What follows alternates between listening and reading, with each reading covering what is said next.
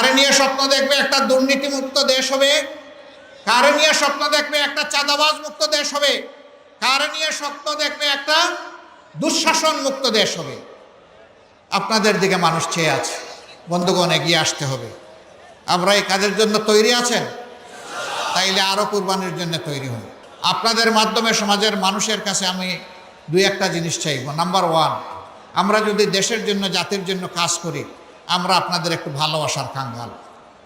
আপনারা যেন আমাদেরকে একটু ভালোবাসা উপহার দেন। নাম্বার টু, ভালোবাসার সাথে আপনাদের জন্য একটু সমর্থন এবং সহযোগিতা পাই। নাম্বার থ্রি, সমর্থন সহযোগিতার পাশাপাশি জাতীয় চ্যালেঞ্জ মোকাবিলায় আপনাদেরকে যেন আমরা আমাদের পাশে পাই।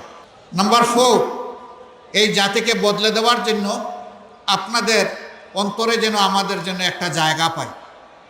এই চারটা জিনিস যদি দেশবাসী আমাদেরকে উপহার দেন, আমরা দেশবাসীর কাছে চিরকৃতজ্ঞ থাকব। ক্ষমতায় যাওয়া আমাদের উদ্দেশ্য নয়, দেশে একটা সুশাসন কায়েম করা আমাদের মূলত উদ্দেশ্য। কিন্তু দেশ কি চাঁদাবাজ মুক্ত হয়েছে? দখলদার মুক্ত হয়েছে? হয় নাই। জুলুম মুক্ত হয়েছে? হয় নাই।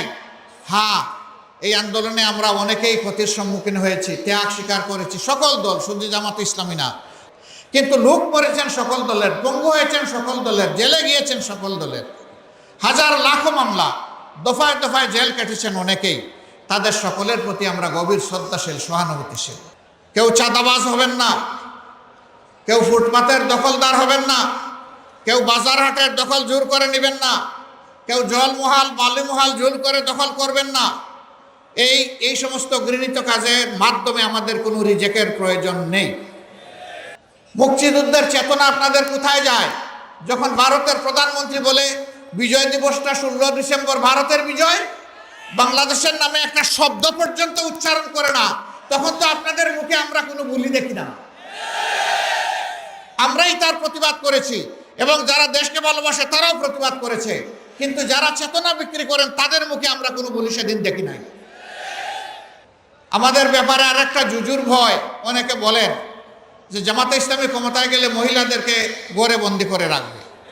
বাপ এমন যে আমরা 56,000 বর্গমাইলের এই বাংলাদেশে 60,000-এর ঊর্ধ্বে গ্রাম আর 18 কোটি মানুষের ধরে নিলাম কমপক্ষে 6 কোটি ঘর আছে বা 3 কোটি ঘর আছে, হোয়াট এভার মেবি। বাপটা এমন যে আমরা 3 কোটি তালা কিনে রেখেছি আর ক্ষমতায় গেলেই সব ঘরে একটা করে তালা লাগাই, মহিলারা যাতে ঘর থেকে বের হতে না পারে।